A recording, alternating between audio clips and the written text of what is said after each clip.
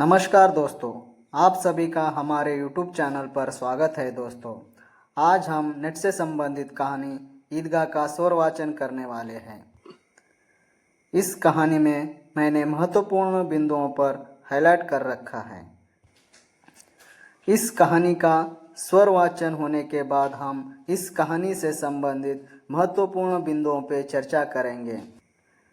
ईदगाह कहानी के लेखक मुंशी प्रेमचंद जी है। इस कहानी का प्रकाशन 1933 में चांद पत्रिका में प्रकाशित हुई है। तो चलिए दोस्तों, हम कहानी का स्वर वाचन करते हैं। रमज़ान के पूरे 30 रोज़ों के बाद ईद आई है। कितना मनोहर, कितना सुहाना प्रभाव है। वृक्षों पर अजीब हरियाली है, खेतों में कुछ अजीब रौनक है, आसमान पर कुछ अजीब लालिमा है। आज का सूर्य देखो, कितना प्यारा, कितना शीतल है। यानी संसार को कोई ईद की बधाई दे रहा है। गांव में कितनी हलचल है। ईदगाह जाने की तैयारियां हो रही है। किसी के कुर्ते में बटन नहीं है, पड़ोस के घर में सुई धागा लेने दौड़ा जा रहा है। किसी के जूते कड़े हो गए हैं, उनमें तेल डालने के लिए तेली के घर भागा जाता है। जल्दी जल्दी बैलों को सानी पानी दे दे, ईदगाह से लौटते लौटते दोपहर हो जाएगी। 3 कोस का पैदल रास्ता, फिर सैकड़ों आदमियों से मिलना भेंटना, दोपहर के पहले लौटना असंभव है। लड़के सबसे ज़्यादा प्रसन्न हैं। किसी ने 1 रोज़ा रखा है, वह भी दोपहर तक। किसी ने वह भी नहीं, लेकिन ईदगाह जाने की खुशी उनके हिस्से की चीज़ है। रोज़े बड़े बूढ़ों के लिए होंगे, इनके लिए तो ईद है। रोज़ ईद का नाम रटते थे, आज वह आ गई है। अब जल्दी पड़ी है कि लोग ईदगाह क्यों नहीं चलते। इन्हें गृहस्थी चिंताओं से क्या प्रयोजन। सवैयों के लिए दूध और शक्कर घर में है या नहीं, इनकी बला से ये तो सवैया खाएंगे। वह क्या जाने कि अब्बा जान क्यों बदहवास चौधरी कायम अली के घर दौड़े जा रहे हैं। उन्हें क्या खबर कि चौधरी आंखें बदल ले तो यह सारी ईद मुहर्रम हो जाए। दोस्तों, यहाँ पे प्रश्न बन सकता है, रोज़ा कितने दिनों के बाद आता है एक तो, और जब वो ईदगाह जाते हैं उन्हें लौटने के लिए कितना समय लगता है, यानी कब तक वो लौट सकते हैं। ऐसा ही यहाँ पे प्रश्न बन सकता है। उनकी अपनी जेबों में तो कुबेर का धन भरा हुआ है। बार बार जेब से अपना खजाना निकाल कर गिनते हैं और खुश होकर फिर रख लेते हैं। मोहम्मद गिनता है, 1 2 10 12, उसके पास 12 पैसे हैं। मोहसिन के पास 1 2 3 8 9 15 पैसे हैं। इन्हीं अनगिनत पैसों में अनगिनत चीज़ें लाएंगे, खिलौने, मिठाइयाँ, बिगुल, गेंद और जाने क्या क्या। और सबसे ज़्यादा प्रसन्न है हामिद। वह 4-5 साल का गरीब सूरत दुबला पतला लड़का, जिसका बाप गत वर्ष हैजे की भेंट हो गया और माँ ना जाने क्यों पीली होती होती एक दिन मर गई। किसी को पता क्या बीमारी है, कहती तो कौन सुनने वाला था। दिल पर जो कुछ बीतती थी वह दिल में ही सहती थी, और जब ना सहा गया तो संसार से विदा हो गई। अब हमीद अपनी बूढ़ी दादी अमीना की गोद में सोता है और उतना ही प्रसन्न है। उसके अब्बा जान रुपए कमाने गए हैं, बहुत सी थैलियाँ लेकर आएंगे। अम्मी जान अल्लाह मियाँ के घर से उसके लिए बड़ी अच्छी अच्छी चीज़ें लाने गई है, इसलिए हमीद प्रसन्न है। दोस्तों, यहाँ पे प्रश्न पूछा जाएगा, हमीद क्यों प्रसन्न है। आप लोग एक ही आंसर चुनोगे कि वह ईदगाह जाने वाला है। बाकी के भी जो ऑप्शंस होंगे उसे ही चुनना होगा आपको, क्योंकि उनके अब्बा जान रुपए कमाने गए हैं और अम्मी जान अल्लाह मियाँ के घर से उसके लिए बड़ी बड़ी चीज़ें लाने गई है, इसलिए वो क्या है, बहुत ही प्रसन्न। अमीना की गोद में सोता है फिर भी वह प्रसन्न है। चलो आगे पढ़ते हैं। आशा तो बड़ी चीज़ है, और फिर बच्चों की आशा, उनकी कल्पना तो राई का पर्वत बना लेती है। हमीद के पाँव में जूते नहीं हैं, सिर पर एक पुरानी धुरानी टोपी जिसका गोटा काला पड़ गया है, फिर भी वह प्रसन्न है। जब उसके अब्बा जान थैलियाँ और अम्मी जान नियमतें लेकर आएंगी तो वह दिल से अरमान निकाल लेगा। तब देखेगा मोहसिन, नूरे और समी कहाँ से उतने पैसे निकालेंगे। अभागिनी अमीना अपनी कोठरी में बैठी रो रही है। आज ईद का दिन, उसके घर में दाना नहीं। आज अबीद होता तो क्या इसी तरह ईद आती और चली जाती। इस अंधकार और निराश में वह डूबी जा रही है। किसी ने बुलाया था इस निगोड़ी ईद को। इस घर में उसका काम नहीं, लेकिन हामिद उसे किसी के मरने जीने से क्या मतलब। उसके अंदर प्रकाश है, बाहर आशा। विपत्ति अपना सारा दलबल लेकर आए, हामिद की आनंद भरी चितबन उसका विध्वंस कर देगी। हामिद भीतर जाकर दादी से कहता है, तुम डरना नहीं अम्मा, मैं सबसे पहले आऊँगा, बिल्कुल ना डरना। अम्मी का दिल कचोट रहा है, अमीना का दिल कचोट रहा है। गांव के बच्चे अपने अपने बाप के साथ जा रहे हैं। हामिद का बाप अमीना के सिवा और कौन।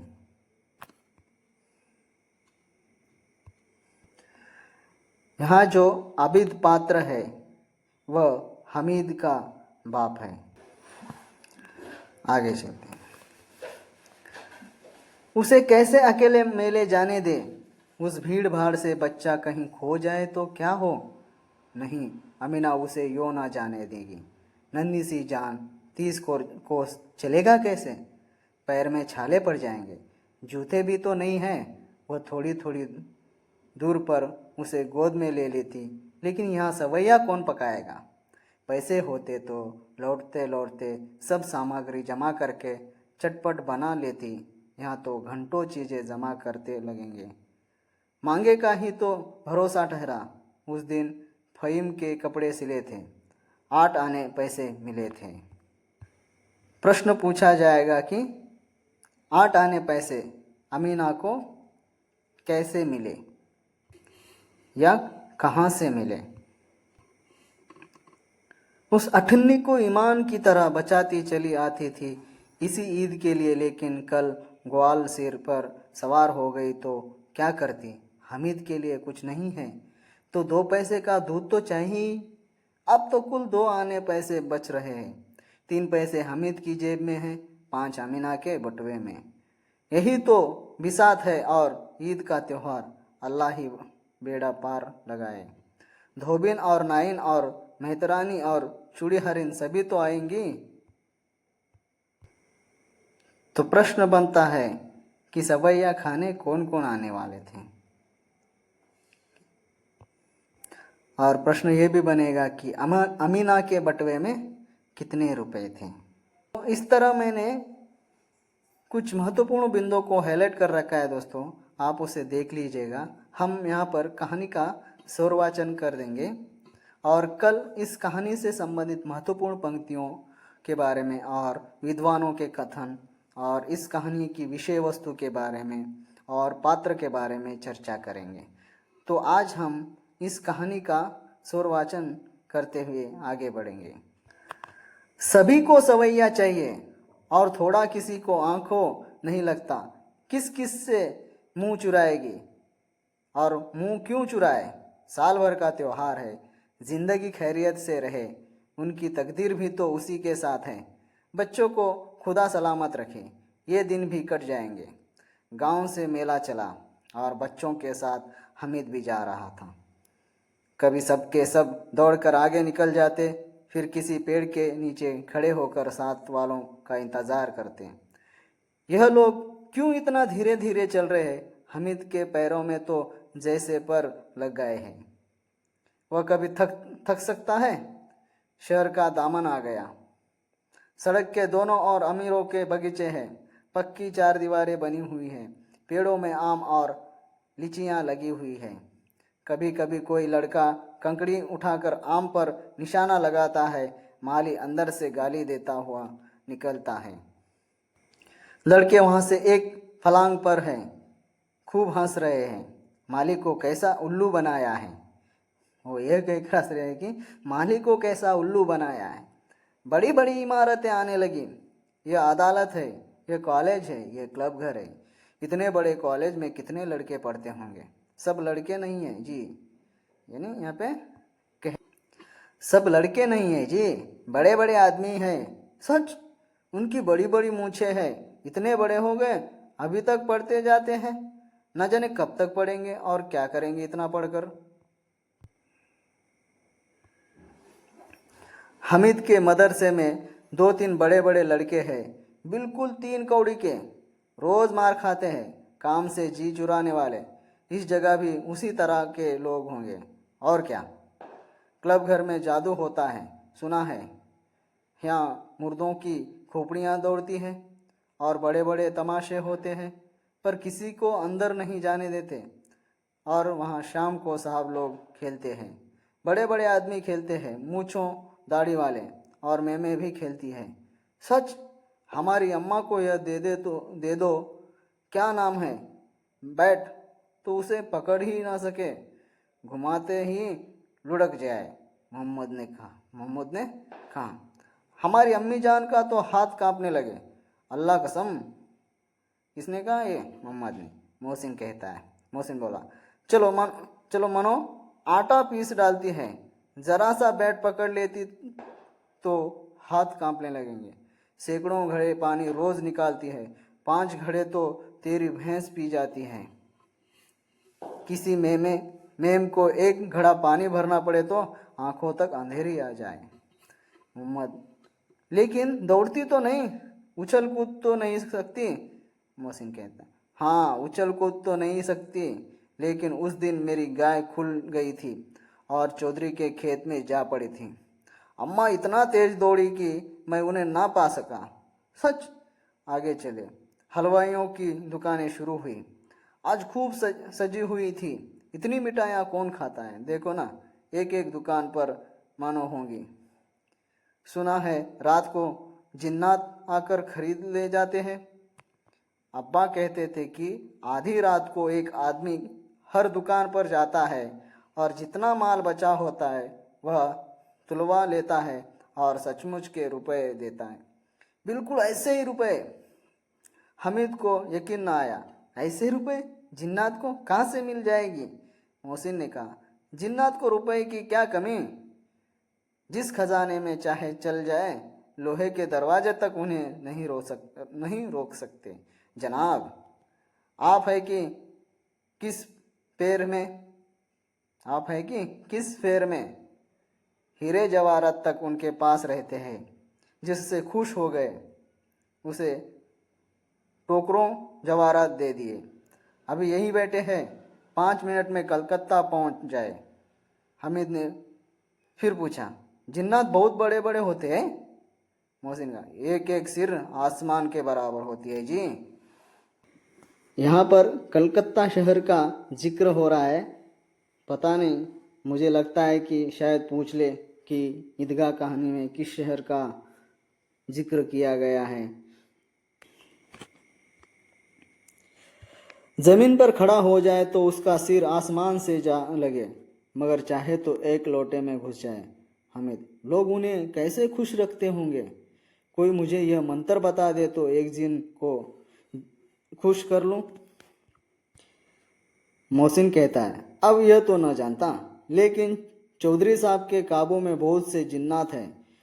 कोई चीज़ चोरी जाए, चौधरी साहब उसका पता लगा देंगे और चोर का नाम बता देंगे। जुमराती का बचवा उस दिन खो गया था। 3 दिन हैरान हुए, कहीं ना मिला। तब झक मार कर चौधरी के पास गए। चौधरी ने तुरंत बता दिया, मवेशी खाने में है, और वहीं मिला। जिन्नात आकर उन्हें सारे जहान की खबर दे जाते। अब उसकी समझ में आ गया कि चौधरी के पास क्यों इतना धन है और क्यों उनका इतना सम्मान है। आगे चले। यह पुलिस लाइन है, यहीं सब कांस्टेबल कवायद करते हैं। रेटैन फाइफो रात को बेचारे घूम घूम कर पहरा देते हैं, नहीं चोरियां हो जाए। पहरा इसलिए देते हैं कि नहीं चोरियां हो जाए। मोहसिन ने प्रतिवाद किया, ये कांस्टेबल पहरा देते हैं तभी तुम बहुत जानते हो। अजी हजरत, ये चोरी करते हैं। शहर के जितने चोर डाकू हैं सब इन्हीं से मुल्ले में जाकर जाते रहो पुकारते हैं, तभी इन लोगों के पास इतने रुपए आते हैं। मेरे मामू एक थाने में कांस्टेबल हैं। बरस रुपया महीना पाते हैं, लेकिन 50 रुपये घर भेजते हैं। अल्लाह कसम, मैंने एक बार पूछा था कि मामू आप इतने रुपए कहाँ से पाते हैं? हंसकर कहने लगे, बेटा अल्लाह देता है। फिर आप ही बोले, हम लोग चाहे तो एक दिन में लाखों मार लाएं। हम तो इतना ही लेते हैं जिसमें अपनी बदनामी ना हो और नौकरी ना चली जाए। हामिद ने पूछा, ये लोग चोरी करवाते हैं तो कोई इन्हें पकड़ता नहीं? मोहसिन उसकी नादानी पर दया दिखाकर बोला, अरे पागल, इन्हें कौन पकड़ेगा? पकड़ने वाले तो ये लोग खुद हैं, लेकिन अल्लाह इन्हें सज़ा भी खूब देता है। हराम का माल हराम में जाता है। थोड़े ही दिन हुए, मामू के घर में आग लग गई। सारी लेई पूंजी जल गई, एक बर्तन तक ना बचा। कई दिन पेड़ के नीचे सोए, अल्लाह कसम पेड़ के नीचे। फिरन जाने कहाँ से 100 कर्ज लाए तो बर्तन भाड़े आए। हामिद पूछता है, 100 तो 50 से ज़्यादा होते हैं। कहाँ 50, कहाँ 100? 50 एक थैली भर होता है, 100 तो 2 थैलियों में भी ना आए। अब बस्ती घनी होने लगी, ईदगाह जाने वालों की टोलियां नजर आने लगी, एक से एक भड़कीले वस्त्र पहने हुए, कोई इक्के तांगे पर सवार, कोई मोटार पर। सब इत्र में बसे, सभी के दिलों में उमंग। ग्रामीणों का यह छोटा सा दल अपनी विपन्नता से बेखबर संतोष और धैर्य में मग्न चला जा रहा था। बच्चों के लिए नगर की सभी चीजें अनोखी थीं। जिस चीज की और ताकते ताकते ही रह जाते और पीछे अन्न की आवाज होने पर भी ना चेतते। हामिद तो मोटार के नीचे जाते जाते बचा। सहसा ईदगाह नजर आई। ऊपर इमली के घने वृक्षों की छाया है, नीचे पक्का फर्श है। नीचे दोस्तों यहाँ पे नीचे आता, नीचे पक्का फर्श है जिस पर जाजम बिछा हुआ है और रोजेदारों की पंक्तियां एक के पीछे एक न जाने वक्त कहाँ तक चली गई है, पक्की जगत के नीचे तक, जहाँ जाजम भी नहीं है। नए आने वाले आकर पीछे की कतार में खड़े हो जाते हैं। आगे जगह नहीं है। यहाँ कोई धन और पद नहीं देखता। इस्लाम की निगाह में सब बराबर है। इन ग्रामीणों ने भी वजू किया और पिछली पंक्ति में खड़े हो गए। कितना सुंदर संचालन है, कितनी सुंदर व्यवस्था है। लाखों सिर एक साथ सिजदे में झुकते हैं, फिर सब एक साथ खड़े हो जाते हैं। एक साथ झुकते हैं और एक साथ खड़े हो जाते हैं, एक साथ खड़े हो जाते हैं, एक साथ झुकते हैं और एक साथ खड़े हो जाते हैं। कई बार यही प्रक्रिया होती है, जैसे बिजली की लाखों बत्तियां एक साथ प्रदीप्त हो और एक साथ बुझ जाएं। और यही ग्राम चलता है, यानी क्रम चलता है रहे, यानी यही क्रम चलता रहे। कितना अपूर्व दृश्य था, जिसकी सामूहिक क्रियाएं, विस्तार और अनंतता हृदय को श्रद्धा, गर्व और आत्मानंद से भर देती थी।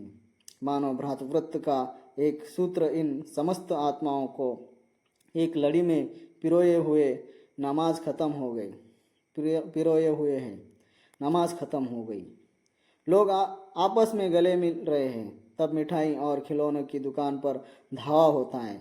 ग्रामीणों का यह दल इस विषय में बालकों से कम उत्साही नहीं है। ये देखो, हिंडोला है, 1 पैसा देकर चढ़ जाओ। कभी आसमान पर जाते हुए मालूम होंगे, कभी जमीन पर गिरते हुए।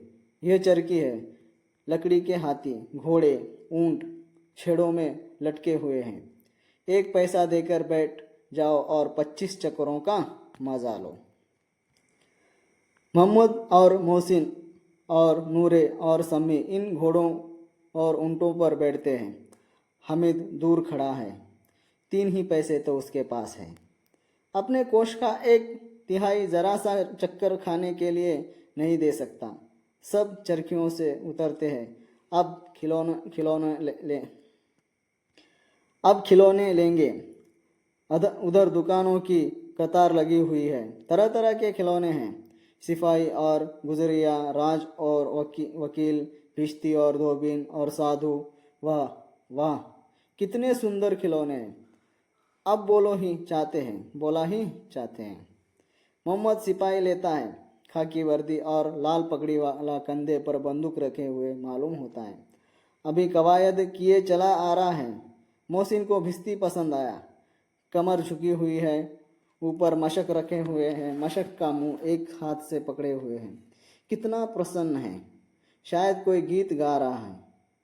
बस मशक से पानी अड़ेला ही चाहता है। नूरे को वकील से प्रेम हुआ है, हो जाता है। कैसी विद्वता है उसके मुख पर।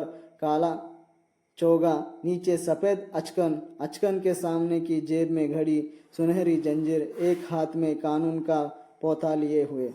मालूम होता है अभी किसी अदालत से जिरह या बहस किए चले आ रहे हैं। यह सब 2-2 पैसे के खिलौने हैं। हामिद के पास कुल 3 पैसे हैं। इतने महंगे खिलौने वह कैसे ले? खिलौना कहीं हाथ से छूट पड़े तो चूर चूर हो जाए, जरा पानी पड़े तो सारा रंग गुल जाए। ऐसे खिलौने लेकर वह क्या करेगा? किस काम के? मोहसिन कहता है, मेरा भिश्ती रोज पानी दे जाएगा शाम सवेरे। मोहम्मद कहता है, और मेरा सिपाही घर का पहरा देगा।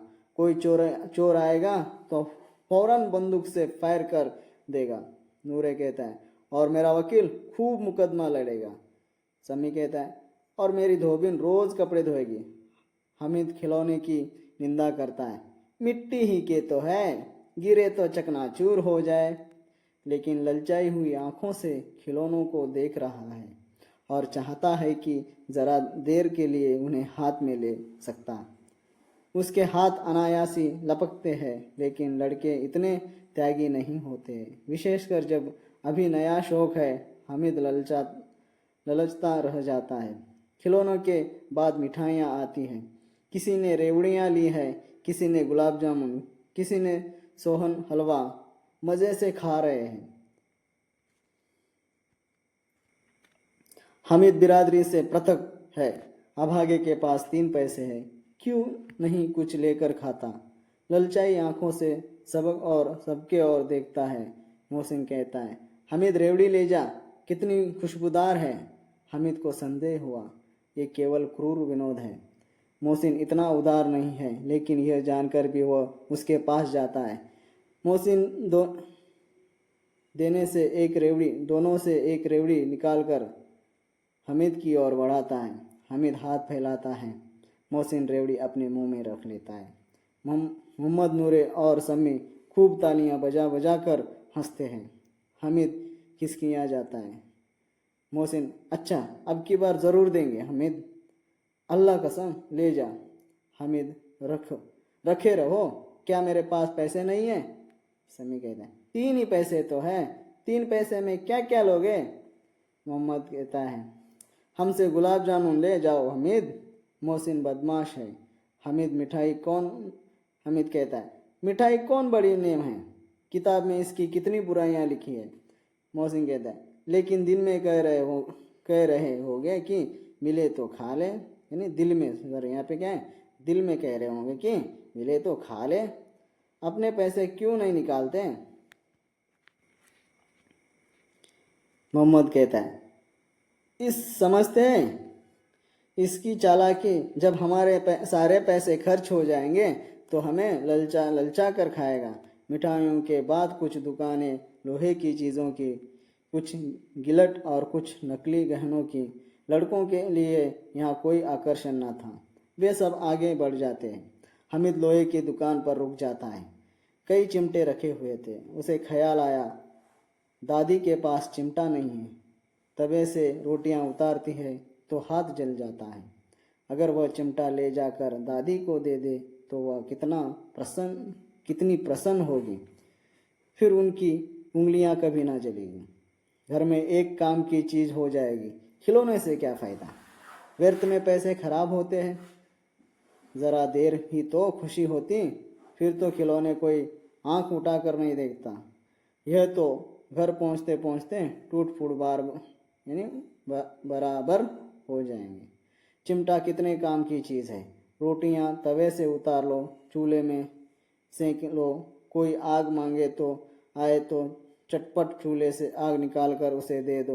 अम्मा बेचारी को कहाँ फुर्सत है कि बाजार आए और इतने पैसे ही कहाँ मिलते हैं। रोज़ हाथ जला लेती है। हामिद के साथी आगे बढ़ गए हैं। सबिल पर सबके सब शरबत पी रहे हैं। देखो सब कितने लालची हैं। इतनी मिठाइयाँ ली, मुझे किसी ने एक भी ना दी। उस पर कहते हैं मेरे साथ खेलो, मेरा यह काम करो। अब अगर किसी ने कोई काम करने को कहा तो पूछूंगा, खाई मिठाइयाँ आप, मुंह सड़ेगा, फोड़े फुंसियाँ निकलेगी, आप ही जनाब जवाबन चटोरी हो जाएगी।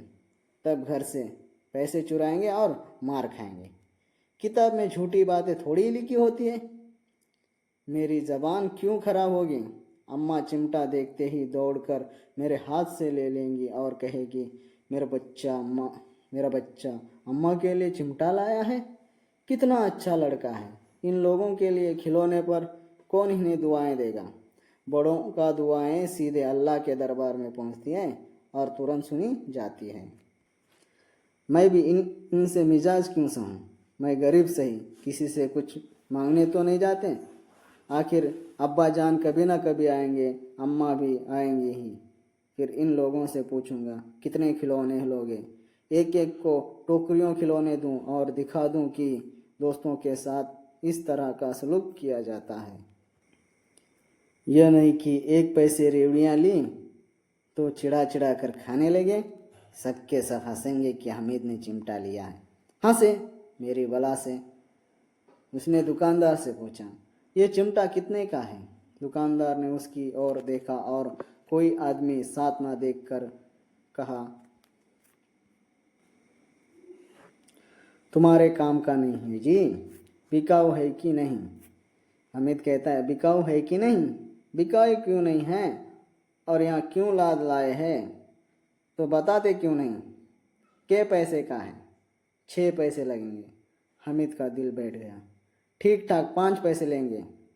लेना हो लो, नहीं तो चलते बनो। हामिद ने कलेजा मजबूत करके कहा, 3 पैसे लोगे। ये कहता हुआ वो आगे बढ़ गया कि दुकानदार की घुड़कियाँ ना सुने। लेकिन दुकानदार ने घुड़कियाँ नहीं दी, बुलाकर चिमटा दे दिया। हामिद ने उसे इस तरह कंधे पर रखा मानो बंदूक है और शान से अकड़ता हुआ संगियों के पास आया। जरा सुने सबके सब क्या क्या आलोचना करते हैं। देखते हैं यहाँ पे क्या क्या आलोचना होती है। मोहसिन ने हंस कर कहा, ये चिमटा क्यों लाए पगले, इसे क्या करेगा। हामिद ने चिमटे को जमीन पर पटक कर कहा, जरा अपना भिश्ती जमीन पर गिरा दो, सारी फसलियाँ चूर चूर हो जाएं बच्चा की। मोहम्मद बोला, तो ये चिमटा कोई खिलौना है। हामिद ने, खिलौना क्यों नहीं है, अभी कंधे पर रखा, बंदूक हो गई, हाथ में ले लिया, फकीरों का चिमटा हो गया। चाहूँ तो इससे मजीरे का काम ले सकता हूँ। एक चिमटा जमा दूँ तो तुम लोगों के सारे खिलौने की जान निकल जाए। तुम्हारे खिलौने की कितना ही जोर लगाए, मेरे चिमटे का बाल भी बांका ना कर सकते हैं। मेरा बहादुर शेर है चिमटा। शम्मी ने खंजरी ली थी, प्रभावित होकर बोला, मेरी खंजरी से बदलोगे, 2 आने की है। हामिद ने खंजरी की ओर उपेक्षा से देखा। मेरा चिमटा चाहे तो तुम्हारी खंजरी का पेट फाड़, यानी वो कह रहा है मेरा चिमटा चाहे तो तुम्हारी खंजरी का पेट फाड़ डाले। बस एक चमड़े की झीली लगा दी, डब डब बोलने लगी। जरा सा पानी लग जाए तो खत्म हो जाए। मेरा बहादुर चिमटा आग में, पानी में, आंधी में, तूफान में बराबर डटा खड़ा रहेगा। चिमटे ने सभी को मोहित कर लिया। अब पैसे किसके पास धरे हैं। फिर मेले से दूर निकल आए हैं। 9 कब के बज गए।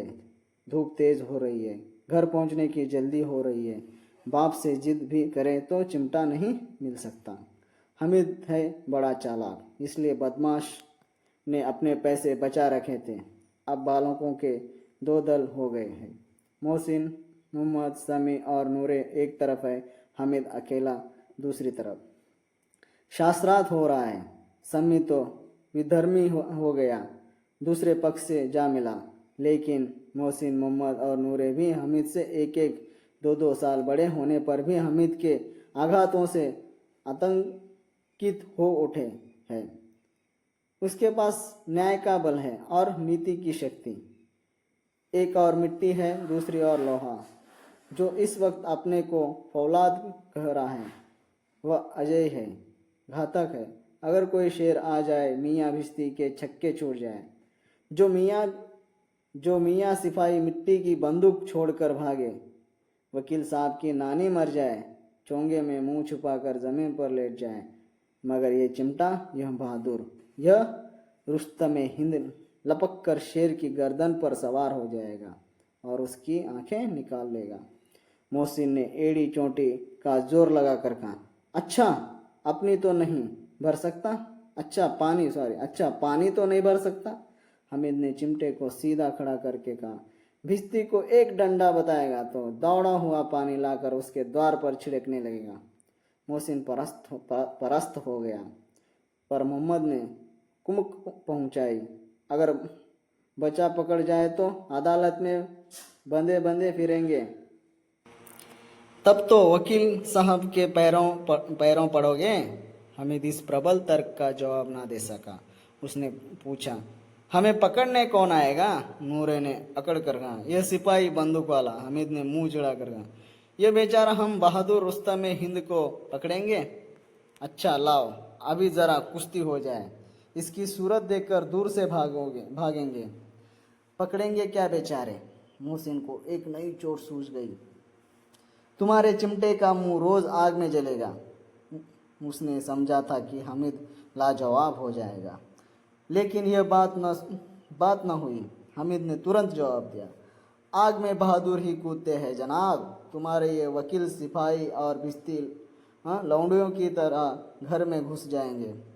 आग में वह काम है जो यह रुस्तम हिंद ही कर सकता है। मोहम्मद ने एक जोर लगाया, वकील साहब कुर्सी मेज पर बैठेंगे, तुम्हारा चिमटा तो बावर्ची खाने में जमीन पर पड़ा रहने के सिवा और क्या कर सकता है? इस तर्क से सम्मी और नूरे को भी सज्जी कर दिया। कितने ठिकाने की बात कही है पट्टे ने। चिमटा बावर्ची खाने में पड़ा रहने के सिवा और क्या कर सकता है? हामिद को कोई पकड़ता हुआ जवाब ना सूझा। हामिद को कोई फड़कता हुआ जवाब ना सूझा तो उसने धांधली शुरू की, मेरा चिमटा बावर्ची खाने में नहीं रहेगा। वकील साहब कुर्सी पर बैठेंगे तो जाकर उन्हें ज़मीन पर पटक देगा और उनका कानून उनके पेट में डाल देगा। बात कुछ बनी नहीं, खाली गाली गलौज थी, लेकिन कानून को पेट में डालने वाली बात छा गई। ऐसी छा गई कि तीनों सुरमा मुंह ताकते रह गए, मानो कोई दिलचा कान कौवा किसी गंडे कनकौवे को काट गया हो। कानून मुंह से बाहर निकलने वाली चीज़ है, उसको पेट के अंदर डाल दिया जाना बेतुकी सी बात होने पर भी कुछ नयापन रखती है। हामिद ने मैदान मार लिया। उसका चिमटा रुस्तम हिंद है। अब इसमें मोहसिन, मोहम्मद, नूरे, समी किसी को भी आपत्ति नहीं हो सकती। विजेता को हारने वालों से जो सत्कार मिलना स्वाभाविक है वह हामिद को भी मिल गया। औरों ने 3-3, 4-4 आने पैसे खर्च किए पर कोई काम की चीज़ ना ले सके। हामिद ने 3 पैसे में रंग जमा लिया। सच ही तो है, खिलौने का क्या भरोसा, टूट फूट जाएंगे। हामिद का चिमटा तो बना रहेगा बरसों। संधि की शर्त तय होने लगी। मोहसिन ने कहा, ज़रा अपना चिमटा दो, हम भी देखें। तुम हमारा बिस्ती लेकर देखो। मोहम्मद और नूरे ने भी अपने अपने खिलौने पेश किए। हामिद को इन शर्तों को मानने में कोई आपत्ति ना थी। चिमटा बारी बारी से सबके हाथ में गया और उनके खिलौने बारी बारी से हामिद के हाथ में आए। कितनी खूबसूरत खिलौने हैं। हामिद ने हारने वालों के आंसू पोंछे। मैं तुम्हें चिढ़ा रहा था, सच। यह चिमटा भला इन खिलौनों की क्या बराबरी करेगा? मालूम होता है अब बोले। लेकिन मोहसिन की पार्टी को इस दिलासे से संतोष नहीं होता। चिमटे का सिलका खूब बैठ गया है, चिपका हुआ टिकट अब पानी से ना छूट रहा है। मोहसिन, लेकिन इन खिलौने के लिए कोई हमें दुआ तो नहीं देगा? मोहम्मद कहता है, धुआं को लिए फिरते हो, उल्टे मार न पड़े। अम्मा ज़रूर कहेंगी कि मेले में यह मिट्टी के खिलौने मिले। हामिद को स्वीकार करना पड़ा कि खिलौनों को देखकर किसी की माँ इतनी खुश न होगी जितनी दादी चिमटे को देखकर होंगी। 3 पैसों ही में तो उसे सब कुछ करना था और उन पैसों के इस उपयोगों पर पछतावे की बिल्कुल ज़रूरत न थी। फिर अब तो चिमटा रुस्तम हिंद है और सभी खिलौने का बादशाह। रास्ते में मोहम्मद को भूख लगी। उसके बाप ने केले खाने के लिए दिए। मोहम्मद ने केवल हामिद को साथी बनाया। उसके अन्य मित्र मुंह ताकते रह गए। यह उस चिमटे का प्रसाद था। 11 बजे गांव में हलचल मच गई। मेले वाले आए। मोहसिन की छोटी बहन दौड़कर भिश्ती उसके हाथ में छीन लिया और मारे खुशी के जा उछली तो मियाँ भिश्ती नीचे आ रहे और सुरलोक सिधा रहे। मोहसिन की छोटी बहन कहती, भिश्ती नीचे आ रहे और सब लोग सुधारे। इस पर भाई बहन में मारपीट हुई। दोनों खूब रोए। उसकी अम्मा यहाँ शोर सुनकर बिगड़ी और दोनों को ऊपर से 2-2 चांटे और लगाए। मियाँ नूरे के वकील का अंत उनके प्रतिष्ठा अनुकूल इससे ज़्यादा गौरवमय हुआ। वकील ज़मीन पर या ताक पर नहीं बैठ सकता। उसकी मर्यादा का विचार तो करना ही होगा। दीवार में खूंटियाँ गाड़ी गई। उन पर लकड़ी का एक पटरा रखा गया। पटरे पर कागज़ का कालीन बिछाया गया। वकील साहब राजा भोज की भांति सिंहासन पर विराजे। नूरे ने उन्हें पंखा झलना शुरू किया। अदालतों में खर की टट्टियाँ और बिजली के पंखे रहते हैं, क्या यहाँ मामूली पंखा भी न हो? कानून की गर्मी दिमाग पर चढ़ जाएगी कि नहीं। बांस का पंखा आया और नूरे हवा करने लगे। मालूम नहीं पंखे की हवा से या पंखे की चोट से वकील साहब स्वर्गलोक से मृत्युलोक में आ रहे हैं और उनका माटी का चौला माटी में मिल गया। फिर बड़े जोर शोर से मातम हुआ और वकील साहब की अस्थि घूरे पर डाल दी गई। अब रहा मोहम्मद का सिपाही। उसे चटपट गांव का पहरा देने का चार्ज मिल गया। लेकिन पुलिस का सिपाही कोई साधारण व्यक्ति तो नहीं जो अपने पैरों चले वहाँ पालकी पर चलेगा। एक टोकरी आई, उसमें कुछ लाल रंग के फटे पुराने चितड़े बिछाए गए जिसमें सिपाही साहब आराम से लेटे। नूरे ने यह टोकरी उठाई और अपने द्वार का चक्कर लगाने लगे। उनके दोनों छोटे भाई सिपाही की तरह छोने वाले जागते रहो पुकारते चलते हैं। मगर रात तो अंधेरी होनी चाहिए। नूरे को ठोकर लग जाती है। टोकरी उसके हाथ से छूटकर गिर पड़ती है और मियाँ सिपाही अपनी बंदूक लिए ज़मीन पर आता है और उनकी एक टांग में विकार आ जाता है। मोहम्मद को आज ज्ञात हुआ कि वह अच्छा डॉक्टर है। उसको ऐसा मरहम मिल गया है जिससे वह टूटी टांगे को आनन फानन जोड़ सकता है। केवल गुल्लर का दूध चाहिए। गुल्लर का दूध आता है, टांग जवाब दे देती है। शल्य क्रिया असफल हुई तब उसकी दूसरी टांग भी तोड़ दी जाती है। अब कम से कम एक जगह आराम से बैठ तो सकता है। एक टांग से तो ना बैठ सकता था। अब वह सिपाही सन्यासी हो गया। अपनी जगह पर बैठा बैठा पहरा देता है। कभी कभी देवता भी बन जाता है। उसके सिर का झालदार साफा खुरच दिया गया है। अब उसका जितना रूपांतर चाहो कर सकते हो। कभी कभी तो उसे बाट का काम भी लिया जाता है। अब मियाँ हामिद का हाल सुनिए।